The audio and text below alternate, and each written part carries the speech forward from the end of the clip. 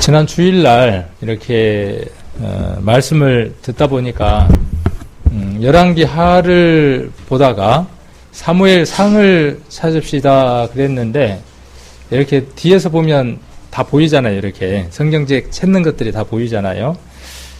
누구를 두고 이야기하는 건 아닙니다. 오해 안 했으면 좋겠어요. 항상 어떤 설교를 할 때 나를 두고 하는가 보다라고 생각하시면 잘 듣는 겁니다. 그러나 나를 두고 하는 말이다 그러면 잘 듣는 거예요. 그러나 감정이 상해서 그렇게 들으시면 안 돼요. 누구를 두고 준비하거나 그러질 않습니다. 절대로. 우리 모두에게 필요하니까 이렇게 또 한번 이야기를 해보는 겁니다. 그래서 열왕기하 6장을 이렇게 1절부터 공부를 하고 있다가 갑자기 사무엘 상을 찾읍시다 그랬더니 열왕기하를 찾다가 사무엘 상을 찾으려면 성경이 어디로 넘어가야죠? 자, 열왕기하를 지금 찾았습니다. 이렇게 지금 보고 있어요. 그러다가 사무엘 상을 찾읍시다 그러면 어떻게 돼야죠? 얼른 앞으로 넘어가야 되잖아요. 이렇게 앞으로 넘어가야 사무엘 상을 찾을 수 있는데 뒤로 넘어가더라고요. 뒤로 이렇게 넘어가더라고요. 누가 그랬는지 아십니까? 네, 제가. 그래야 문제가 안 되니까 제가 그랬어요. 그래서 뭔 생각을 했냐 하면은 이게 이미 우리가 다 알고 있을 것이라고 생각하는 이것이 조금은 문제일 수도 있겠다 싶은 생각이 들더라고요. 그래서 우리가 성경의 순서는 우리가 반드시 외워야 될 것들이에요. 근데 이거를 우리 성도님들 외우셨으면 좋겠습니다. 외우세요 이랬더니 잘 안 되는 것 같아요. 그래서 우리가 예배 때 시작 전이나 아니면 예배 끝나고 우리 광고 때 그 마지막으로 암송하기 전에 이 성경 순서만 주일마다 외워도 못 외워도 괜찮습니다. 따라서 읽어도 우리 사회자가 이제 사회자는 앞으로 암송해야 되겠네요. 사회자가 그 성경 순서를 66권을 다 외워서 창세기부터 이렇게 쭉 읽어주고 성도들도 따라서 하는 것들을 한 몇 번 하다 보면 그 순서가 자연스럽게 외워질 것 같아요. 그래서 한번 그렇게 해봤으면 하는 마음에서 이렇게 순서를 옮겨봤습니다. 우리가 옛날에 창세기, 출애굽기, 레위기, 민수기 그러고 노래를 불렀거든요. 근데 그 노래를 부르는 것보다는 이게 훨씬 더 유익할 수 있습니다. 그래서 이렇게 제가 편의대로 또 제가 또 그 어느 공부를 하다 보니까 또 배우면서 알았던 것들을 이렇게 한번 정리를 해서 외울 필요가 있겠다 싶어서 이렇게 정리를 했습니다. 그리고 저기 뒤에 이렇게 책갈피로 쓸 수 있게끔 만들었습니다. 이렇게 만들어 뒀고 큰 성경 가진 사람은 큰 거, 작은 거는 작은 거 이렇게 해뒀으니까 2개 가져가셔도 되고 2개 가져가신 분은 2배로 외우셔야 되고 그래서 가져가시라고 했습니다. 그래서 이렇게 외울 수 있도록 했으면 좋겠습니다. 먼저 약자로 외워야 돼요. 성경을 외울 때. 왜 그러냐면 성경에 관련된 책들을 보려면 다 약자로 표시를 합니다. 사무엘하 5장 1절 이렇게 적지를 않고 3상 5장 1절 5땡땡1 이렇게 되어 있습니다. 그래서 이렇게 외워야 될 필요가 있기 때문에 외워보려고 하는 겁니다. 앞으로 뭐 다른 왕도가 없어요. 그냥 외우는 건 반복하는 것 외에는 다른 방법이 없습니다. 그래서 구약은 우리가 잘 아는 것처럼 39권이죠. 구약 39권. 그래서 구약의 분류는 5가지 또 4분류로 나눌 수 있어요. 구약을. 그래서 율법서, 모세오경, 그 다음에 역사서, 시가서, 예언서, 선지서 이렇게 4부분으로 나누기도 하고 또 제가 지금 분류를 한 것처럼 율법서, 그 다음에 역사서, 시가서, 그 다음에 대선지서, 소선지서 이렇게 분류를 할 수 있습니다. 그래서 율법서는 5권, 그 다음에 역사서는 12권, 시가서는 5, 대선지서가 5권, 그 다음에 소전서가 12권 그렇죠. 외우기가 쉬워요. 5, 12, 5이 2번 반복되죠. 5, 12 그렇죠. 그래서 5, 12, 5, 12 이렇게 기억을 해두면 되겠죠. 그래서 그 맨 처음에 있는 5권은 율법서라고 하는구나. 그래서 우리가 예수님 이런 말씀을 많이 하셨죠. 율법과 선지자의 글에 나를 가리켜 기록한 것 같이라고 하는 말을 들어보셨죠. 들어보셨습니까? 이제 그런 얘기를 들을 때에 이것이 뭔 이야기하는가 하는 것들을 이런 것들을 통해서 우리가 이해를 할 수 있다는 거죠. 그러니까 율법과 선지자의 글이라고 하는 건 뭐냐면 구약 전체를 가리키고 있는 겁니다. 일부분을 이야기를 하는 게 아니라. 그래서 창세기는 창, 출애굽기는 출, 레위기는 레, 민수기는 민, 신명기는 신 이렇게 약자를 표현합니다.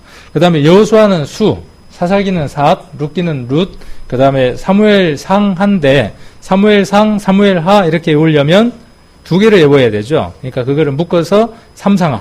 누구 이름 같잖아요. 성이 상시고 이름이 상하예요. 이렇게. 그 다음에 열왕기 상하, 그 다음에 역대 상하, 그 다음에 에스라, 느헤미야, 에스더 그렇죠. 뒤에는 스느에 그러면 되죠. 스느에.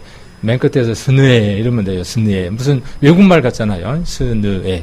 그 다음에 시가서가 5권인데 욥기, 시편, 잠언, 전도서, 아가서 그렇죠. 앞에 글자만 따면 되니까 욥시, 잠전하. 뭐 이름이 좀 재밌잖아요. 욥시, 잠전하. 욥시, 잠전하. 욥시. 욥시라는 사람이 뭘 했는가 봐요. 욥시, 잠전하. 그 다음에 대선지서 5권은 사렘의 겔단 그렇죠. 이사야, 에레미야, 에가, 그 다음에 에스겔, 다니엘 이렇게 왜 제가 이야기를 하냐면 이렇게 색인이 다 새겨져 있죠. 이 색인 새겨져 있는 게 우리 성도님들을 많이 게으르게 하는 것 같아요. 옛날에 이게 없었어요. 그래서 성경을 찾으려면 성경을 딱 이렇게 뭐 예를 들면 욥기를 찾겠습니다라고 한단 말이에요. 앞에서 요 정도에서 찾게 되죠. 이렇게 찾았는데 에스더가 나와요. 그럼 에스더가 나오면 어떻게 해야 되겠죠? 우리는 지금 뭘 보냐 하면은 이렇게 해가지고 색인표를 찾죠. 색인표를 찾습니다. 그러다 보면은 그 다음 내용으로 넘어가 버려요. 놓치게 되죠. 에스더 그러면은 욥기는 어디에 있죠? 앞에 있어요? 뒤에 있어요? 여기 보니까 뒤에 있죠. 그 다음에 이사야, 에레미야, 그 다음에 에레미야에가, 에스겔, 다니엘 그렇고요. 그 다음에 소선지서 12권인데 호세야, 그 다음에 요엘, 아모스, 그 다음에 오바자, 요나, 미가, 나움, 하박국, 그 다음에 스바냐, 학계, 스가랴, 말라기 그렇죠. 이것도 외울 때 그 욥시 잠전하는 쉽죠. 창세기, 출애굽기, 레위기, 민수기, 신명기 5개는 외워졌죠 이미. 그렇죠? 그 다음에 수사, 룻 이렇게 끊으면 돼요. 연결해서 읽지 말고 3개를 따로 끊는 겁니다. 수사, 룻, 그 다음에 나머지 3개를 묶습니다. 삼상하, 왕상하, 대상하 이렇게 한꺼번에 삼상하, 왕상하, 대상하.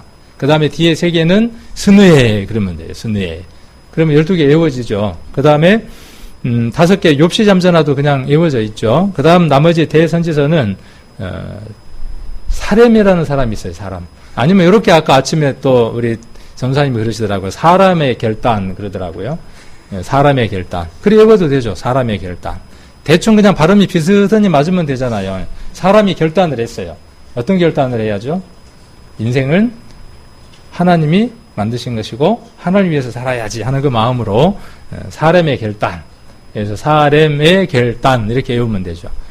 비슷해지죠. 그러면 5개도 쉽게 외워졌죠. 그 다음에 12개도 호엘암 이렇게 끊어서 3개 하고요. 호엘암.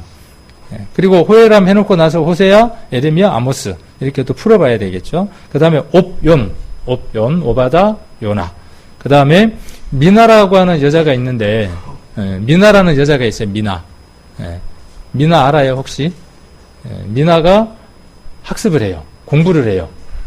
미나가 공부를 하는데 어느 나라 말을 공부하냐 하면 학습말이라는 말을 공부를 해요. 미나가 학습을 하는데 학습말이라는 말을 공부를 해요.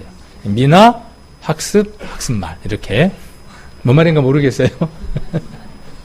좀 외우는데 도움을 좀 드리려고요. 이렇게 외워야 돼요. 이거 다른 방법이 없어요. 왜 이걸 외워야 되냐 하면 신명기 17장 한번 보겠습니다. 신명기 17장 19절입니다. 신명기 17장 19절. 우리가 잘 아는 말씀이죠. 신명기 17장 19절. 같이 한번 읽겠습니다. 이제 신명기 그러니까 얼른 머릿속에 들어오나요? 아직 안 들어와 있나요? 신명기 17장 19절. 같이 한번 읽겠습니다. 평생에 자기 옆에 두고 읽어서 그 하나님 여호와 경외하기를 배우며 이 율법의 모든 말과 이 규례를 지켜 행할 것이니라. 그러니까 성경은 왜 하나님이 주셨냐 하면 평생에 자기 옆에 두고 읽게 하기 위한 겁니다. 그러니까 구원받고 땡 하기 위해서 성경을 주신 게 아니라 일평생 읽어야 하는 겁니다. 죽을 때까지, 죽는 순간까지 힘 있으면 읽고 힘 없어도 읽어야 하는 게 성경입니다. 그러려면 성경 순서는 기본이 돼야 하겠죠. 그 다음에 읽어서 그럼 뭘 할 거냐는 거죠. 목적이죠. 평생에 읽어야 되는 목적이 어디에 있어요? 절에 중들이 평생 뭘 하죠? 그것만 하잖아요.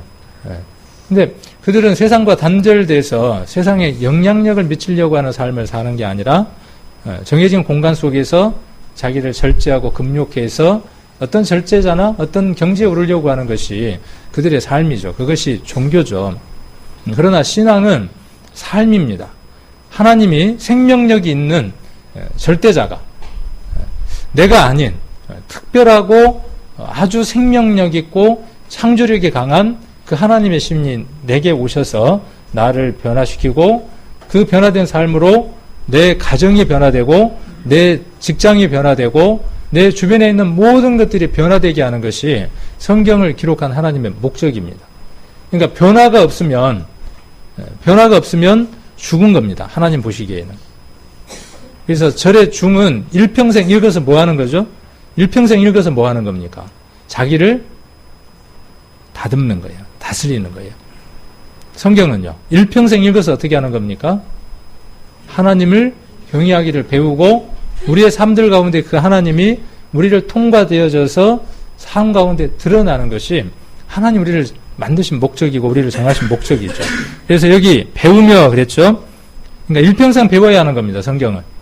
그리고 이 율법의 모든 말과 이 규례를 지켜 행할 것이라 그랬어요. 잘 지키고 잘 행하려면 어떤 말씀이 기록되어 있는지를 알아야 하겠죠. 성경 66권을 우리가 어느 정도 알고 있을까요? 각각 다를 겁니다. 여러분들이 성경을 알고자 하는 그 마음의 노력만큼 성경을 알아가는 깊이들이 다 다를 겁니다. 그리고 그 삶들도 그것과 같을 겁니다. 그래서 평생에 옆에 두고 읽어야 되기 때문에 이렇게 순서도 외울 필요가 있죠.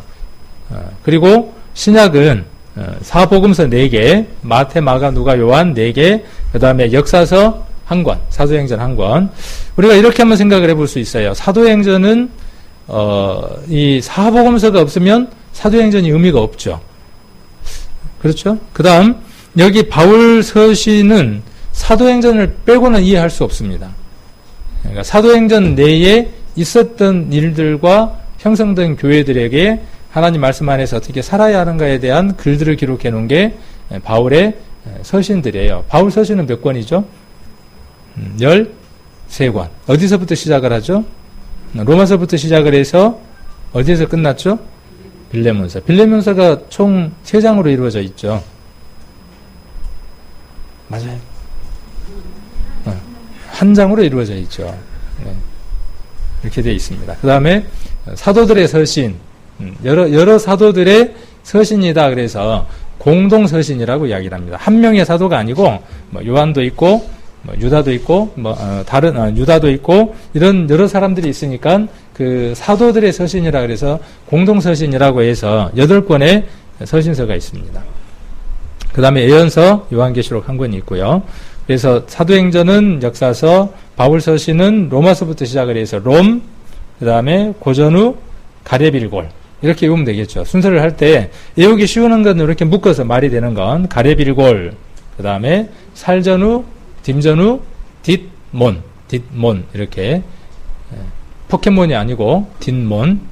그 다음 히브리서, 야고보서, 그 다음에 베드로전후서, 요한 1, 2, 3서, 유다서 이렇게 8권 한꺼번에 묶어서 외우면 되겠죠. 그렇게 해서 계시록 해서 신약은 27권이 됩니다. 그래서 이거 그냥 쉽게 외워져요. 몇 분만 여러분들이 관심을 갖고 몇 분도 이렇게 주고 앉아가지고요. 마주 앉아가지고 이렇게 쭉 외워보면 금방 외워집니다. 그 약간의 정도의 차이는 있겠지만은. 그래서 그 성경책 사이에다 이렇게 이제 끼워갖고 다니다가 주일날 예배가 마칠 때 암송하기 전에 이거를 우리가 한번 외국말을 한번 해보는 겁니다. 한번 여기서부터 한번 끝까지 한번 해볼까요? 천천히. 창, 출, 레, 민, 신, 수, 삿, 룻, 삼상아, 왕상아, 대상아, 스느에, 욥시, 잠전아, 사렘에, 결단, 호엘암, 옵yon, 미나, 학습, 학승말, 마막, 눅요, 행, 롬, 고전후, 갈앱, 빌골, 살전후, 딤전후, 뒷몬, 희약, 배전후, 요 1, 2, 3, 유, 개. 그럼 66권이 다죠, 이렇게. 이렇게 이제 외우면 누가 외국말 하는 줄 알 거예요. 아마, 교회 열심히 다니더니 방언이 듯이 흩어졌구나, 이러면서 대단하다고 할 수 있을 거예요. 그래서 뭐, 말이 막히거나 그러면, 앞에서부터 쭉 외워보는 거예요. 수산, 룻, 삼상아, 왕상아, 대상아, 스누에. 그래서 하면, 저 사람이 도대체 뭔 얘기하나 그럴 거예요. 한번 누워서도 그렇고요. 또 밥을 먹으면서도 그렇고, 한 번씩 이렇게 외워보면, 외워져요. 안 외워지는 건 없습니다. 안 된다고 생각하는 그것이 우리를 제한하게 하고 안 되게 만드는 겁니다. 다른 사람 다 하는데 왜 안 되겠어? 라고 생각하고 하면 할 수 있습니다. 그래서 요 순서를 잘 외울 수 있기를 원하고요. 그렇게 해서 우리가 잘 외웠으면 좋겠다는 생각이 듭니다.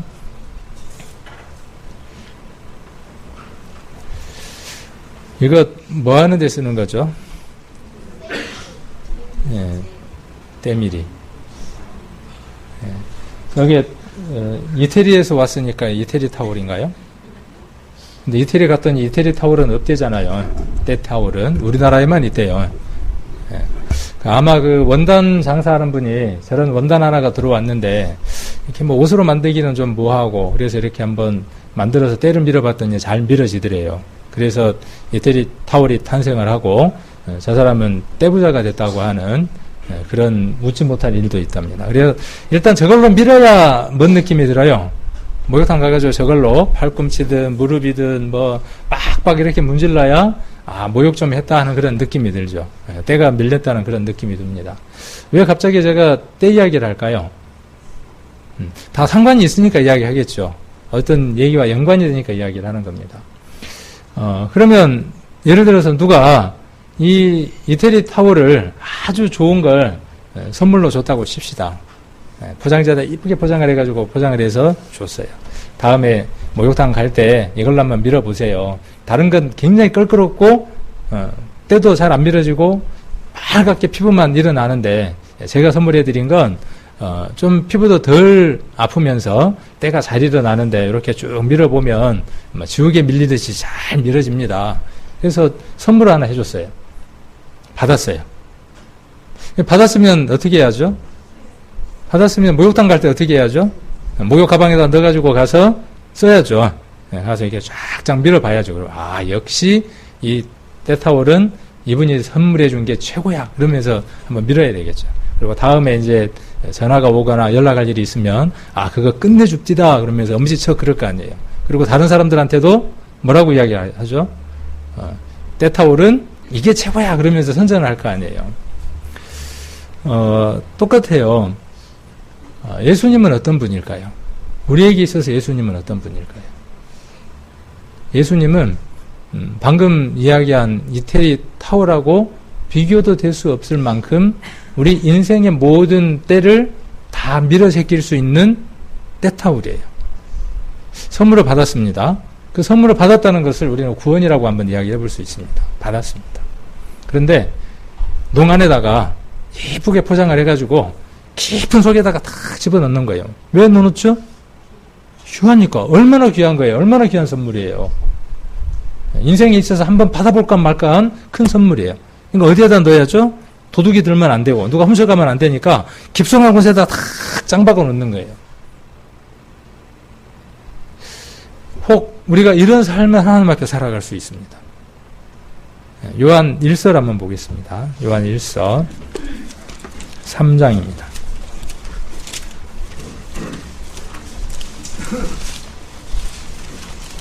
요한 1서 3장 8절입니다. 같이 한번 요한 1서 3장 8절 같이 한번 읽겠습니다. 죄를 짓는 자는 마귀에게 속하나니 마귀는 처음부터 범죄함이니라. 하나님의 아들이 나타나신 것은 마귀의 일을 멸하려 하심이니라. 예수님이 오셨다. 그리고 예수님이 십자가에 못 박히셔서 장사된 바 되고 죽은 지 3일 만에 부활하셨다. 이것은 역사적인 사실이죠. 뒤집을 수 없는 실제로 있었던 일입니다. 이 실제로 있었던 일이 우리와 어떤 관련이 있느냐 하면 예수님이 2000년 전에 돌아가셨던 그 사건과 나는 하나가 되어졌다는 거죠. 우리가 이 교회에 오기 전에 또 혹은 많은 교회들은 예수님이 2000년 전에 돌아가신 겁니다. 예수님이 2000년 전에 돌아가셨고 예수님이 장사되었고 예수님이 부활하셨어요. 나는 그것과 상관이 없습니다. 그런데 우리가 배우는 성경은 무엇을 알려주느냐 하면 내가 예수님을 만나기 이전에 아담 안에서 아담과 함께 아담이 죄를 지어서 우리가 죄인이 된 겁니까? 한번 여쭤볼게요. 아담이 죄를 지어서 우리가 죄인이 되었어요? 맞죠? 그것도 맞습니다. 그러나 아담만 죄를 지었습니까? 아담만 선악과를 먹었습니까? 많은 교회에서는 그것을 원죄라고 이야기를 하고 아담이 죄를 대표로 지었다라고 이해를 합니다. 죄를 진 대표가 아담이라고 이야기를 하는 겁니다. 근데 바른 이해가 아니에요. 죄를 지은 모든 사람의 대표가 아담이 아니에요. 성경은 무엇을 이야기하느냐 하면 아담이 범죄할 때 내가 함께 범죄했다는 거예요. 이게 인정이 안 되면 올바른 죄가 인정될 수 없습니다.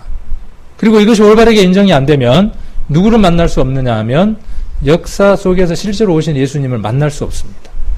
그 예수님과 어떻게 만나야 하느냐 하면 아담 안에서 내가 함께 선악과를 먹은 것처럼 예수님 안에서 내가 함께 죽었다는 사실을 발견하는 것이 온전한 참 복음입니다.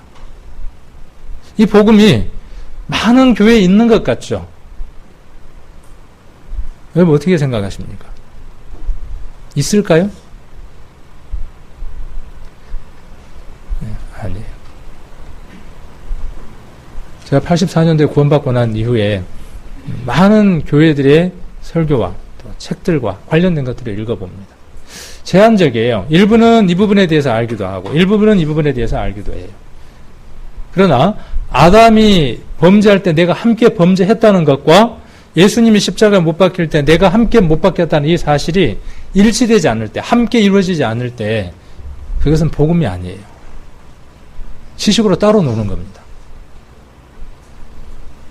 우리 교회 안에 이런 온전한 믿음이 형성될 수 있고 이렇게 온전하게 가르치는 교회 안에 우리가 구원받고 함께 있다는 것은요, 엄청난 축복입니다. 이걸 찾으려고 얼마나 많은 애들을 썼습니까? 근데 귀하게 여기질 않는 거죠. 그래서 여기 지금 요한 1서에 예수님이 오신 목적이 어디에 있냐는 겁니다. 사단이 이 세상에 공중권세 잡은 목적이 어디에 있냐는 거예요. 마귀의 일과 하나님의 아들의 일이 이곳에 기록되어 있는데 마귀의 일은 뭘 하게 하는 거죠? 마귀의 일은 뭘 하느냐면 마귀가 하는 일은 뭐냐면요, 하나님을 대적하게 만듭니다. 사단이 하는 일은요, 딱 한 가지예요. 뭘 하게 하는 거죠? 하나님을 대적하게 하는 거예요. 하나님의 은혜를 받아들이지 못하게 하는 게 사단이 하는 일입니다. 그것을 묶어서 그냥 뭐라고 우리가 통칭하는 거죠? 죄라고 통칭하는 겁니다. 사단이 하는 일은 죄를 범하게 하는 거예요. 왜 제가 이렇게 구분해서 이야기하느냐 하면 죄 그러면 뭐뭐 생각을 해요? 내가 오늘 도둑질했던 거, 미워했던 거, 시기했던 거, 뭐 이런 것들만 죄라고 생각하는 거예요. 그건 우리가 잘 아는 것처럼 죄에 대한 현상들이고 나타난 것들이죠. 사단이 하는 일은 뭐냐 하면 하나님하고 관계를 끊는 거예요. 끊어내는 거예요. 죄를 계속 범하게 만드는 일을 사단이 하는 겁니다. 예수님이 오신 목적은 어디에 있습니까? 하나님의 아들이 오신 목적. 마귀의 일을 멸하러 왔어요. 마귀가 하는 일이 아까 뭐라 그랬습니까? 하나님과 관계를 끊어놓는다 그랬죠. 그러면 예수님이 오셔서 하는 일은 뭐겠습니까? 예수님이 오셔서 하는 일이 뭐냐 하면 하나님과 우리 관계 속에서 우리가 지난번에 레위기에서 배웠던 것처럼 화목 제물이 되어주시는 거죠. 하나님과 화목할 수 있게 해주는 겁니다. 그러니까 예수님이 없으면 우리는 누구와 화목할 수 없어요? 하나님과 화목할 수 없어요. 예수님이 없으면 성도와도 화목할 수 없어요. 예수님이 없으면 세상과도 화목할 수 없습니다. 그 화목은, 평화는 거짓입니다. 하나님을 기쁘게 해드릴 수 없습니다. 다른 표현으로 예수님이 오신 목적은 어디에 있느냐 하면 우리의 죄를 그치게 하기 위해서 예수님이 오셨어요. 그럼 이렇게 한번 이야기해 볼 수 있습니다. 예수님 만났으면 여러분들은 어떤 삶을 지금 사셔야 맞습니까? 예수님을 만나셨다면 여러분은 어떤 삶을 사셔야 돼요?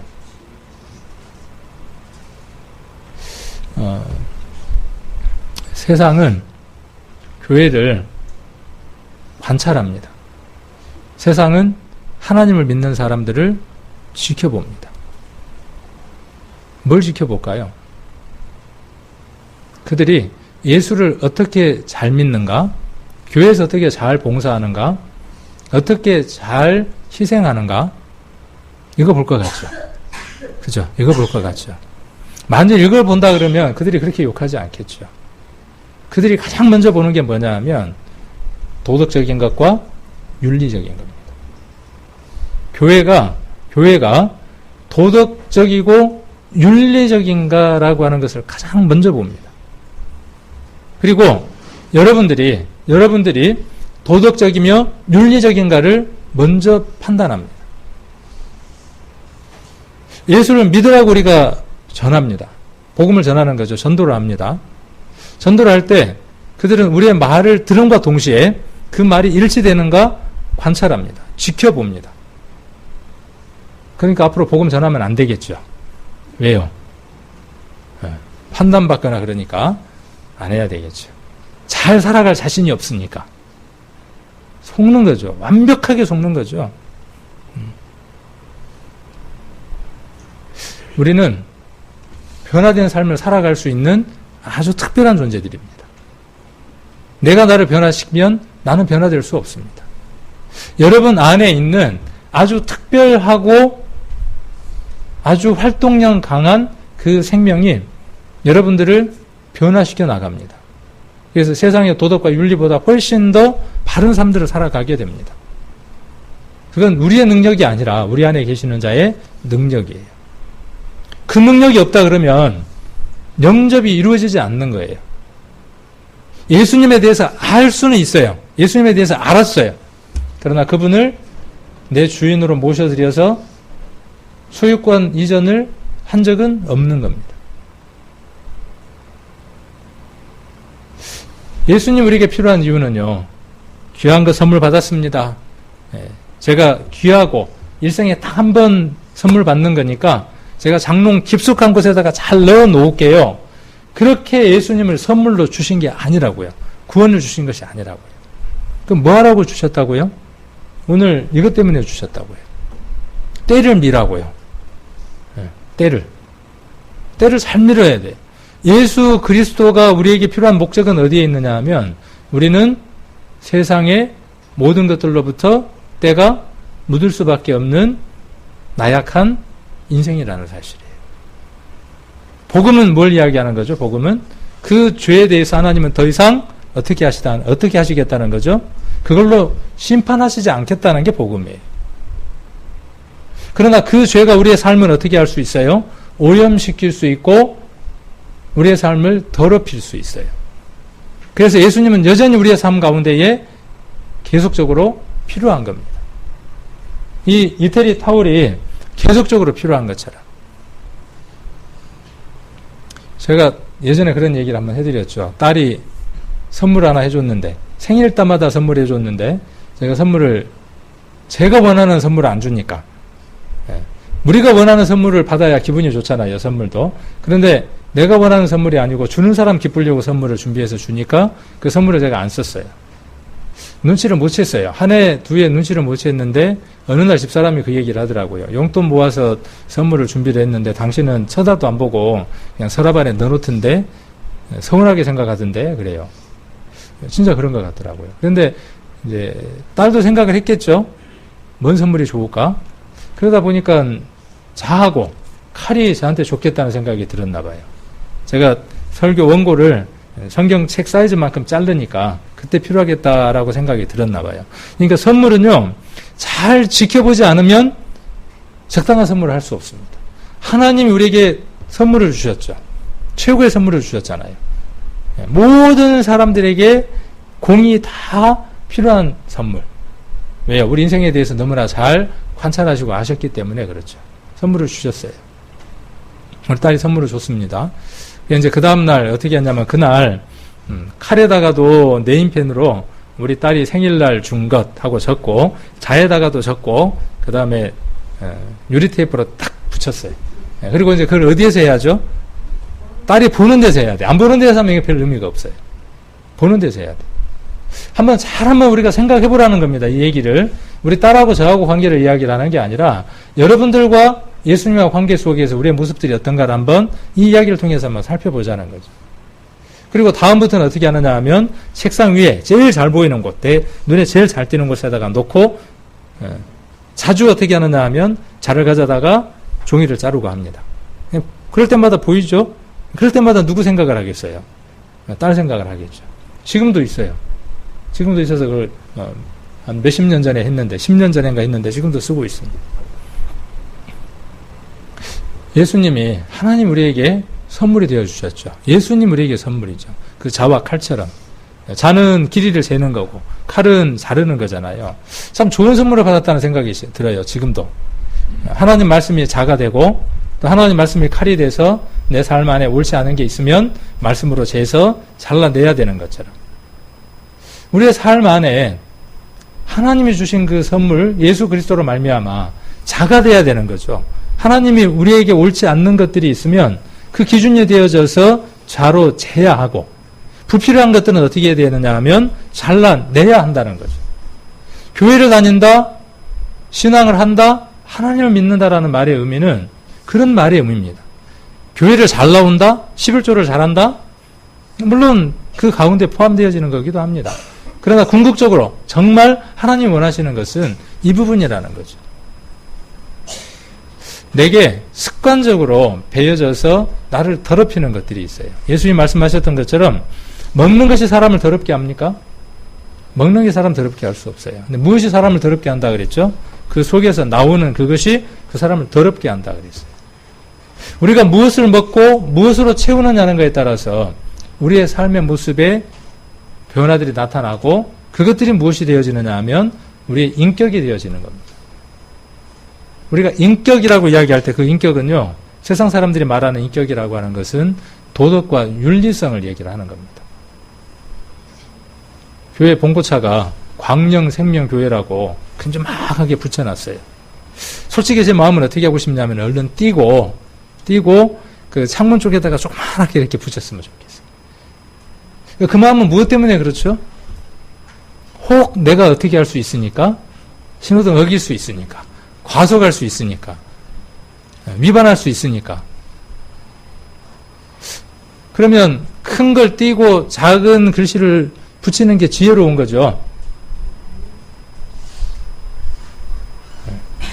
예수님은 우리에게 그 용도로 주셨다고요. 여러분에게 예수님은 그 용도로 선물로 주셨다고요. 과거, 현재, 미래 모든 죄를 사함받는 모든 우리 삶의 전반적인 모든 때를 다 해결하시는 그 문제 때문에 예수님이 십자가에 못 박히기도 하셨지만 그게 가장 중요한 것이죠. 그리고 그것이 우리 삶 가운데에 적용되어지는 것 때문에 예수님 우리에게 선물로 오셨다는 사실이에요.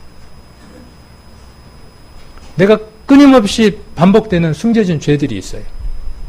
하나님이 기뻐하시지 않는 것들이 있어요. 그것을 할 때마다 늘 마음이 불편한 것들이 있어요. 그 일을 하고 날 때마다 내가 이러면 안 되는데 하는 것들이 있어요. 없습니까? 없다면 화인 맞거나 뭉둥병 걸린 겁니다. 있으면 어디를 바라볼 수 있습니까? 하나님의 도우심을 바라볼 수 있죠. 그리고 예수 그리스도를 만날 수 있죠. 비로소 뭘 써먹을 수 있어요? 이태리 타워를 써먹을 수 있죠. 예수 그리스도는요, 그렇게 쓰는 겁니다. 그냥 장롱 깊숙한 곳에다가 두는 게 아니라, 내가 구원받았으니까 천국 갈 수 있지? 그런 용도로 예수님을 주신 것이 아니라, 그것과 함께, 그것으로서 뭘 하는 거죠? 내 삶을 깊숙한 곳에 있는 때들을 벗겨가는 겁니다. 벗겼어요. 오늘 벗겼습니다. 내일 때가 안 생길까요? 오늘 그렇게 열심히 벗겼는데 내일 가서 또 욕탕에 앉았다가 밀면 또 어때요? 또 나와요. 끊임없이. 그러면 그때가 나온다고 지옥 가나요? 성경은 결코 그렇게 이야기하지 않습니다. 이것이 무슨 말인지 여러분들은 잘 압니다. 못 알아듣는 분들은 그 복음의 말씀이 그 사람 심령 가운데에 이루어지지 않는 사람일 수도 있어요. 그래서 이 이태리 타월의 이름이 다 때가 있대요. 웃으라고 했는 건데 웃질 않으시네. 다 때가 있대요. 다 때가. 그 참 재밌어요. 뭐라고 되어 있냐면 제목이 뭐라 되어 있냐면은 배달의 민족 대수건 다 때가 있대요. 근데 이 말이 두 가지 의미가 있는 것 같아요. 모든 인생들이 다 때가 있다. 모든 사람들은 때가 있다. 그런 말의 의미도 되고, 또 하나는 시기가 있다. 그 말이죠. 똑같은 단어지만은 두 개의 의미를 함께 담고 있죠. 우리도 때가 있습니다. 이것을 암송하고 기억하고 공부할 수 있는 그 때들이 있습니다. 더 시간이 지나면 할 수 없습니다. 지금 해놓지 않으면, 지금 하지 않으면 앞으로는 더 어려운 때가 옵니다. 지금 해야 하는 거예요. 지금. 내가 그래도 일어서서 문 앞 출입할 수 있고 교회 나올 수 있을 때. 그때도 때네요. 다 때가 있는 거죠. 여기 보면 목욕탕이잖아요. 목욕탕에 가면 뭐 하죠? 소변 봐요? 목욕탕에 가면 하는 일이 뭐 하죠? 떼벗기죠. 하는 일이 떼벗기는 일을 하죠. 그래서 누가 이런 글을 올려놨더라고요. 목욕탕하고 교회에 공통점이 있대요. 잘 한번 생각을 한번 해보세요. 그리고 그 목욕탕의 기능과 같은 기능이 교회의 기능이라는 의미도 돼요. 만일 교회가 그 기능을 다하지 못한다면 목욕탕보다 못하다는 얘기도 돼요. 자, 목욕탕에 가면 벗어야 돼요. 목욕탕에 가서 안 벗고 목욕할 수 있는 재간이 있어요?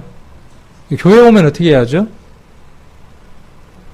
교회 오면 벗어야 돼요. 큰일 났네, 이제.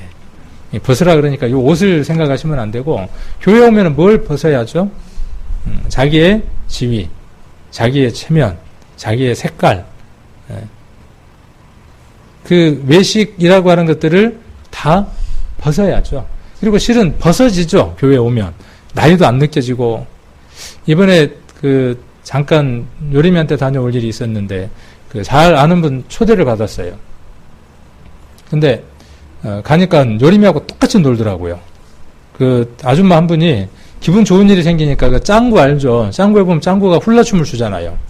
여름에서 막 춤을 추잖아요. 근데 춤을 막 추길래 저분이 도대체 나이가 몇 살일까 그러고 궁금해 했는데 나중에 알고 봤더니 50대더라고, 50.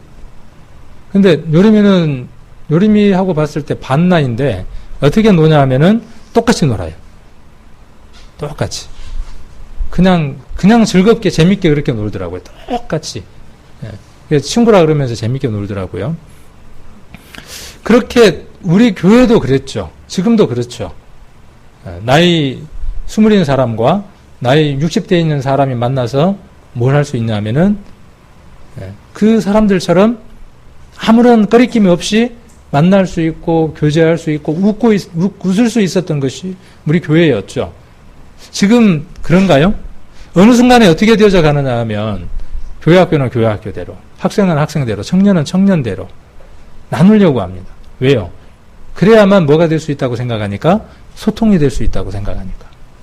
그러나 목욕탕은 안 그러잖아요. 목욕탕은 가면은 어떻죠? 요만한 애들부터 간혹 이제 남탕에 여자애들도 들어오죠. 미취학 애들이 들어오긴 하는데. 그리고 나이 드신 할아버지까지. 거기 들어와서 전부 다 외식의 옷을 벗고 함께 똑같은 일을 하는 거죠. 교회도 똑같습니다. 이곳에 와서. 다 벗어야죠. 입고 있던 것들 다 벗어야죠. 목사라고 하는 것도 옷이 아닙니다. 목사는 그냥 단지 어떤 직분일 뿐이고 하는 역할일 뿐이고 그것이 옷이 되거나 계급이 될 수는 없습니다. 이 교회 안에서는 다 벗어야 돼요. 다 벗고 만날 때 그때 어떨 수 있냐 하면 비로소 소통될 수 있죠. 그 다음에 뜨거움, 미지근함, 차가움이 골고루 있대요. 목욕탕에 가면 냉탕이 있고 온탕이 있고 그 다음에 미지근한 데가 있고 그렇죠. 여러 곳이 있죠. 신앙도 보면은 교회 신앙들이 참 다양한 것 같아요. 아주 뜨거워서 막 옆에 가면은 딜 것 같은 신앙이 있고 맹맹한 신앙이 있죠. 막 옆에 가면 얼음이 얼 것 같은 차가운 그런 사람도 있고 또 미적지근한 그런 신앙의 모습도 있죠. 교회하고 목욕탕의 공통점. 그 다음에 돈을 낸대요. 근데 이거는 꼭 공통점은 아닌 것 같아요. 우리 뭐 돈 내라고 안 하는데 목욕탕도 가면은 돈을 내고 교회도 돈은 아니지만 하나님 앞에 감사의 것들로 하나님 앞에 드리죠. 그 다음에 때를 얻든지 못 얻든지 일단 밀어붙이죠. 때가 나오든지 말든지 어떻게 해요. 그냥 막 밀어제끼잖아요. 교회도 어떻게 하느냐 하면 밀어붙이죠. 하나님 앞에 달라고 때를 쓰면서 또 밀어붙이기도 하죠. 그 다음 또 신뢰를 범해도 대체적으로 관대하대요. 모르니까. 목욕탕도 그렇고 교회도 그렇죠. 그리고 실은 이래야 되죠. 교회는 어떤 작은 실수나 큰 실수들에 민감하게 반응하거나 강하게 반응하거나 예민하게 반응하면 부작용들이 더 많습니다. 그런데 우리는 일반적으로 본능적으로 어떻게 반응하느냐 하면 누군가가 신뢰를 범하거나 실수를 했을 때 민감하게 반응합니다. 근데 목욕탕의 좋은 점은 볼일을 보고 이렇게 해도 눈치를 채더라도 그냥 넘어간다는 거죠. 교회도 때로는 그럴 필요가 있어요. 우리는 여전히 진행형 가운데 있죠. 실수하고 그 실수를 바로잡아가고 그것들을 통해서 성장해가는 과정 가운데 있습니다. 그 다음에 큰 곳일수록 가운 입은 사람도 많대요. 보면은 뭐 가운을 입고 이렇게 돌아다니면서 때를 밀어주는 사람들도 있고 그렇죠. 교회도 보면은 뭐 큰 교회일수록 가운 입은 사람들이 많잖아요. 우리 교회도 가운 입었네요. 목사도 가운을 입고 막 그러는데. 그 다음에 큰 곳일수록 사우나하기가 쉽대요. 큰 교회일수록 사우나. 잘 싸운대요. 큰 교회일수록. 근데 이거 꼭 그렇지만은 않은 것 같아요. 작은 교회여도 큰 교회만큼 싸울 일들도 있고. 그러니까 큰 교회에 있는 일들이 작은 교회 안에 있고요. 또 작은 교회 안에 있는 일들이 큰 교회 안에 있습니다. 문제가 없는 게 저는 문제라고 생각을 합니다. 사람이 살아가는 그곳에 문제가 없다면 그곳은 문제가 있는 곳입니다. 누군가가 한 사람이 교주가 되어 있든지 어떤 문제점들을 안고 있는 겁니다. 문제가 있다면 비로소 우리는 그 문제를 해결할 수 있는 분에게 우리의 생각과 뜻과 모든 것들을 맡길 수 있을 겁니다. 문제를 어떻게 푸느냐의 문제만 남아있는 것이지 문제는 늘 우리에게 산적해 있습니다. 그 문제를 우리 생각대로 풀 것이냐 아니면 하나님이 허락하신 대로 지혜를 모아서 풀어나갈 것이냐는 방법만 남겨져 있는 겁니다. 그 문제 풀고 나면 다른 문제 없을까요? 또 다른 문제 또 옵니다. 가정도 그렇고 교회도 그렇고 모든 공동체는 그렇습니다. 그래서 풀지 못한 문제는 없다라고 우리는 생각하고 살아야 합니다. 누구 안에서는요. 하나님 안에 있으면 풀지 못할 문제는 없습니다. 풀어나갈 수 있습니다. 그 다음 외모보다 중심을 본다 그랬죠. 교회도 외모보다 중심을 보죠. 교회에 오면 그 사람의 어떤 옷이라든지 이런 것들을 보는 게 아니죠. 그분의 믿음의 깊이가 어떤 것인가 하는 걸 먼저 보죠. 들어올 때보다 나갈 때 심신이 더 가볍죠. 들어올 때에는 무거운 마음으로 왔다가 교제를 하고 그 다음 또 대화를 나누고 기도하고 말씀을 보다 보면 답을 얻어서 기분 편한 마음들로 나가게 되죠. 목욕을 하고 나올 때 어때요? 기분이. 그 목욕탕을 탁 나올 때 그 상쾌한 느낌 있잖아요. 갔다 온 사람만 알잖아요. 우리의 삶들 가운데에도 예수님이라고 하는 그분이 우리에게 이러한 삶들 가운데로 끌어가는 분이 되어져야죠. 이것이 우리가 예수님이 필요한 목적이고 또 교회의 목적이기도 합니다. 교회 밖에서 들어올 때에는 어떤 사람이든 들어올 수 있죠. 더럽고 추하고 어떤 모습일지라도 이곳에 들어와서 나갈 때에는 어떤 모습으로 나가느냐 하면 깨끗하고 정결하고 또 도덕적으로나 윤리적으로 보았을 때에도 흠이 없는 삶들을 살아갈 수 있는 사람들로 바뀌어져서 신사가 되어져서 또 일주일간 주어진 시간들을 살아야 하겠죠. 또 살다 보면 또 어떻습니까? 예수님 말씀하신 것처럼 이미 목욕한 자는 발밖에 씻을 게 없다라고 말씀하신 것처럼 구원함을 받았지만 우리의 삶들 가운데 때로는 발에 먼지가 묻는 것처럼 우리들 삶들 가운데에 세상의 것들로 말미암아 다시 또 때가 묻을 수밖에 없죠. 그럴 때 굳이 교회를 오지 않아도 되죠. 바로 어떻게 할 수 있습니까? 때가 보일 때 바로 어떻게 할 수 있어요? 바로 이태리 타올로 밀 수 있죠. 자, 번제, 소제, 화제 다 뭘 이야기하는 거죠? 번제, 소제, 화제 다 뭘 이야기하는 거예요? 이스라엘 사람들이 죄가 있을 때 그 죄를 심상히 여기지 않고 그대로 두지 않고 그 죄가 느껴지고 발견됐을 즉시 어떻게 했다는 거죠? 이태리 타올을 가져다가 그때들을 어떻게 밀었는가 하는 것을 기록하고 있는 게 지금 레위기를 배우는 목적들이죠. 우리는 이 레위기를 통해서 무엇을 배워나가느냐 하면 예수님이 우리에게 어떤 분인가 하는 것들을 이렇게 알아나가는 그런 과정들을 배우고 있는 겁니다. 시간이 많이 갔습니다. 먼저 어디를 보느냐 하면 레위기 한번 보겠습니다. 레위기 5장을 먼저 보고 오늘 설명을 다 못한 부분들은 또 다음에 이어서 또 말씀을 할 수 있도록 그렇게 하겠습니다. 5장 1절 한번 보겠습니다. 누구든지 증인이 되어 맹세시키는 소리를 듣고도 그 본 일이나 아는 일을 진술치 아니하면 죄가 있나니 그 허물이 그에게로 돌아갈 것이라. 여기 죄목 하나가 나오죠.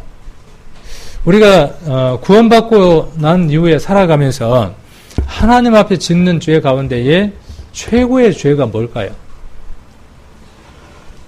우리가 살면서 하나님 앞에 짓는 죄 가운데에 최고의 죄가 뭘까요?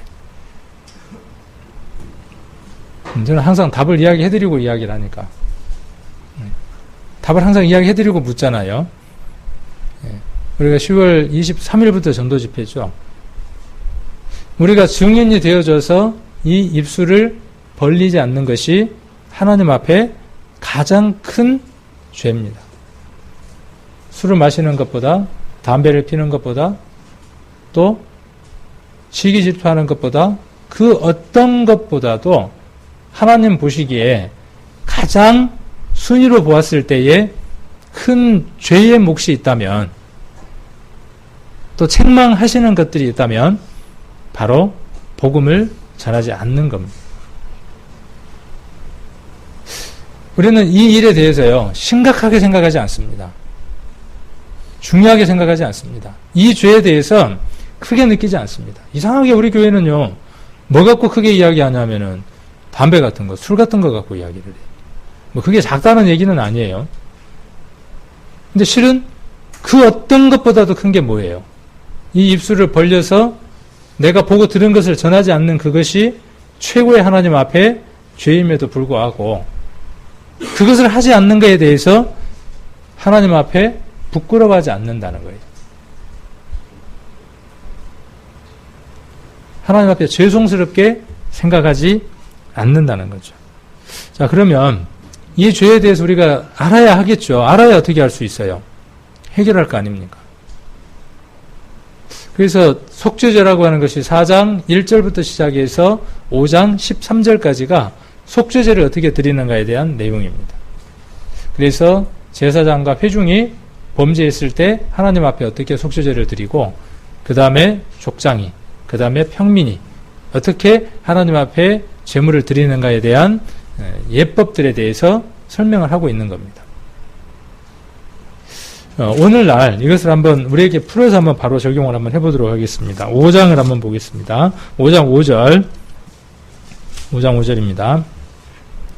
자, 이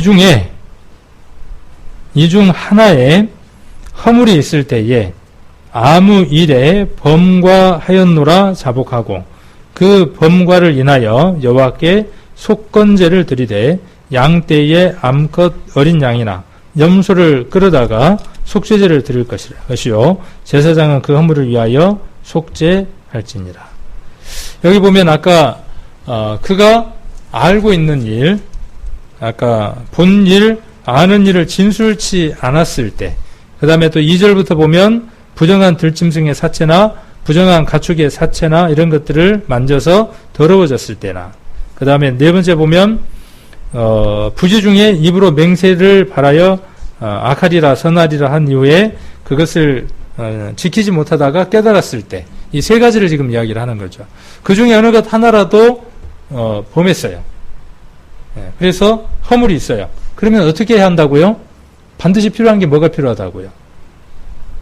자, 하나님 말씀 안에서 오늘 어떤 것을 선포를 받았냐 하면 구원받고 난 이후에 하나님 앞에 살아가는 삶들 가운데에서 하나님 앞에 가장 큰 죄가 입을 열어서 복음을 전하지 않는 것이 가장 큰 허물이라고 하는 메시지를 들었어요. 5장 1절에서.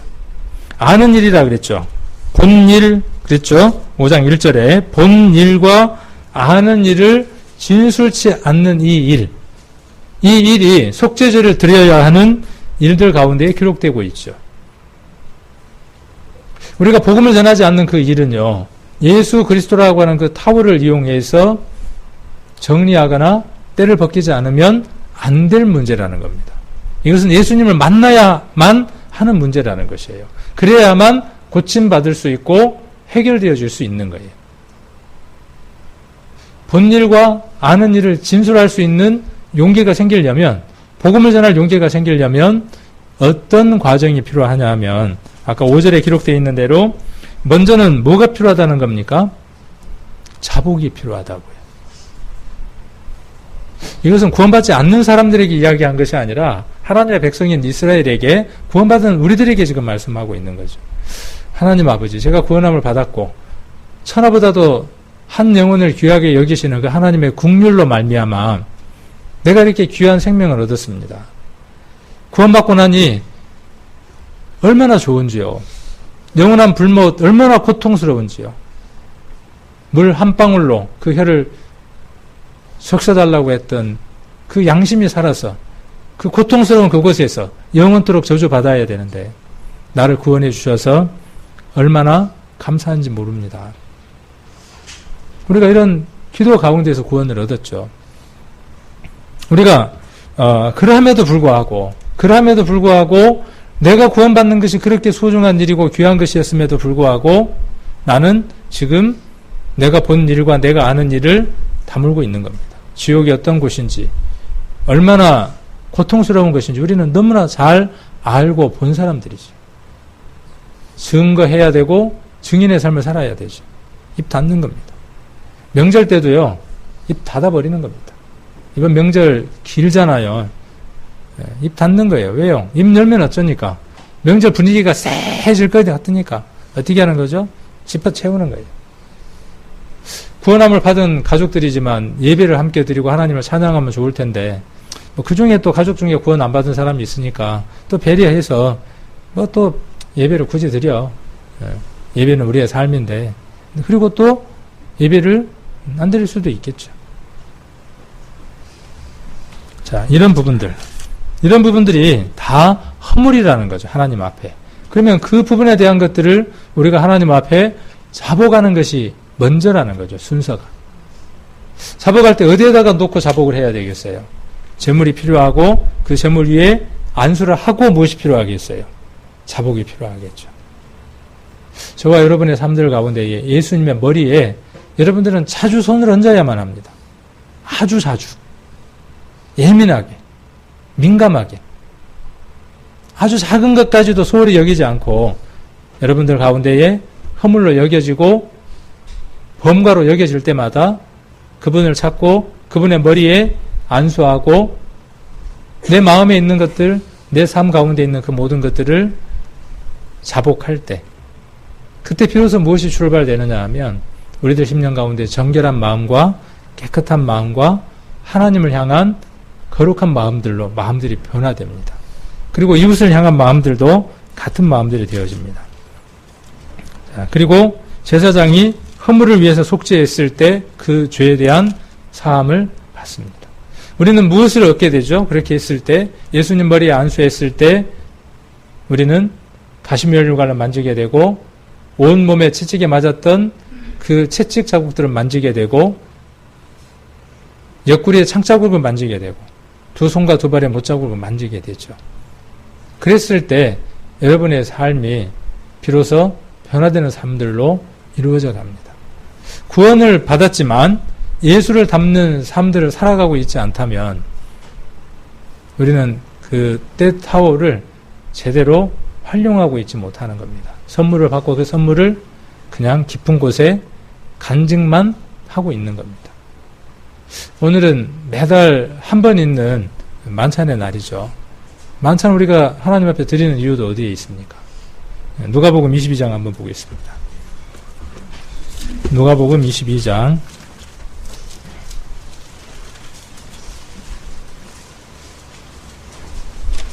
이게 책갈피가 좋네요. 이렇게 꽂아놓으면 되겠네요. 네. 자, 누가복음 22장 19절. 자, 또 떡을 가져 살해하시고 떼어 저에게 주시며 가라사대 이것은 너희를 위하여 주는 내 몸이라. 너희가 이를 행하여 나를 기념하라 하시고 저녁 먹은 후에 잔도 이와 같이 하여 가라사대 이 잔은 내 피로 세우는 새 언약이니 곧 너희를 위하여 붓는 것이라. 주는 것이라는 말에다가요 이렇게 한번 바꿔서 한번 적어보십시오. 찢겨주는 것이라고 한번 바꿔도 전혀 문제가 없을 겁니다. 찢겨주시는 겁니다. 우리가 지금 한 떡에서 작은 떡을 나누어서 우리가 입에다 넣습니다. 그 의미는, 그 기념은 무엇을 기념하는 것이냐 하면 그리스도가 채찍에 맞아서 그 살들이 찢겨지고 그 찢겨진 사이로 피가 흐른 것을 우리에게 기념하기 위한 것이죠. 기억나게 하기 위한 것이죠. 그것이 뭐가 되기 위한 것이죠? 기억나서 뭐 할 겁니까? 기념해서. 이태리 타월을 잘 모셔두면 뭐 할 겁니까? 선물 받았다는 거 날짜 적어서 기념하면 뭐 할 겁니까? 중요한 건 뭐죠? 그 타월을 내가 때를 벗기는데 물을 적셔서 써야 한다는 것이죠. 오늘 만찬은 여러분들에게 그러한 삶이 되어지라고 만찬을 하는 겁니다. 찢겨주셨다는 겁니다. 준다는 말의 의미는. 그럼 붓는다는 말의 의미는 뭐겠어요? 너희를 위하여 붓는 것이라 그랬어요. 한 글라스에서, 한 병에서 포도즙을 어떻게 하느냐 하면 여러 잔에다가 나누어 담습니다. 우리가 한 잔을 마시는 것은 우리가 한 병에서, 한 클라스에서 나온 사람이라는 것을 인정하는 겁니다. 우리는 한 피로 구원받은 사람들입니다. 예수 그리스도라고 하는 그 영원한 피로 구원받은 사람들입니다. 제게도 예수 그리스도의 보혈의 잔이 있고 여러분 각각에도 예수 그리스도의 잔이 있습니다. 그 모든 잔들이 다 모여져야 뭐가 되죠? 인류 역사상 마지막 한 사람 구원받을 때 그 마지막 그 잔 하나가 채워질 겁니다. 그 잔 하나가 채워질 때 비로소 한 병의 포도주가 되어지는 겁니다. 예수 그리스도라고 하는 그 몸이 되는 겁니다. 그래서 오늘 여러분들이 포도주 잔을 드시는 것은요, 나는 이 교회의 한 일원이라는 사실이죠. 내 아버지는 하나님이라는 사실입니다. 옆에 있는 형제 자매는, 옆에 있는 누구누구는 바로 내 피를 나눈 형제 자매와 같다는 것을 시인하는 시간입니다. 그냥 한 달에 한 번 하는 그런 날이 아니라 정말 우리의 마음과 우리의 생각과 모든 것들을 쏟아서 조금 시간이 좀 걸린다고 할지라도 우리 집내 하시는 우리 성도님들도 빨리 일을 진행하기보다는 조금 우리가 늦게 진행이 된다고 할지라도, 시간이 좀 간다고 할지라도 떡을 드실 수 있는 시간, 또 잔을 마실 수 있는 시간, 충분히 기도할 수 있는 그런 시간들 속에서 이런 부분들을 한번 생각을 해보고, 내가 들고 있는 이 피비린내 나는 이 잔이 저 형제에게도 들려져 있다는 사실, 내가 피값 주고 그리스도가 사신 한 몸인 것처럼 이곳에 있는 또 함께 이 만찬에 참여하는 모든 성도가 예수 그리스도가 피 흘려서 피값 주고 사신 주님의 귀한 한 잔들이라는 사실을 우리가 인정하고 받아들이고, 오늘 처음 우리가 인사를 그렇게 배웠던 것처럼 축복합니다라고 인사할 수 있는, 서로 눈을 바라볼 때 마음 가운데나 심령 가운데 꺼리낌 없이 바라볼 수 있는, 우리들 속에 우리의 것들이 들어있으면요, 우리는 우리의 눈들을 바라볼 때 불편할 수밖에 없습니다. 누가 이렇게 눈동자를 쳐다보더니, 눈동자를 가만 쳐다보더니 뭐라고 말했을 것 같아요? 상대방 눈동자를 가만히 이렇게 쳐다보더니 뭐라고 이야기하는지 알아요? 네 눈에 내가 있다. 그렇죠? 가만 한번 들여다보세요. 가만 한번 들여다보십시오. 여러분, 상대방의 그 눈동자를 가만 들여다보면요, 그 안에 내가 들어있습니다. 우리 안에 예수 그리스도가 있고, 각각의 형제들 안에 누가 있냐 하면 예수 그리스도가 있습니다. 우리가 서로의 눈들을 통해서 상대방을 바라볼 수 있고, 나를 바라볼 수 있고, 그리고 예수 그리스도를 바라볼 수 있을 때, 그때부터 새로운 창조와, 그때부터 새로운 변화와 새로운 능력들이 나타나기 시작을 합니다. 만찬은 그냥 하는 날이 아닙니다. 그냥 기념하는 날이 아니라 이렇게 여러분들의 마음과 생각들이 바뀔 수 있는, 바뀌어야 하는 그 예식이 만찬의 예식입니다. 그래서 떡을 떼실 때도 정말 그리스도께서 나를 위해서 몸이 찢겨주신 것을 생각하시면서, 그리고 그 찢겨진 몸의 일부가 여기 있는 형제 자매라는 사실들을 기억하시고, 또 잔을 드실 때에도 그 잔에 2000년 전에 예수 그리스도가 흘렸던 그 피의 냄새가 여러분 코에 강하게 전달될 수 있도록, 그래서 이 잔이 또 다른 형제가 함께 마시고 있는 잔이라는 것, 한 병에서 나왔다는 것, 한 몸에서 나왔다는 것을 우리 성도님들이 기억하시면서 이 만찬에 참여하시면 좋겠습니다.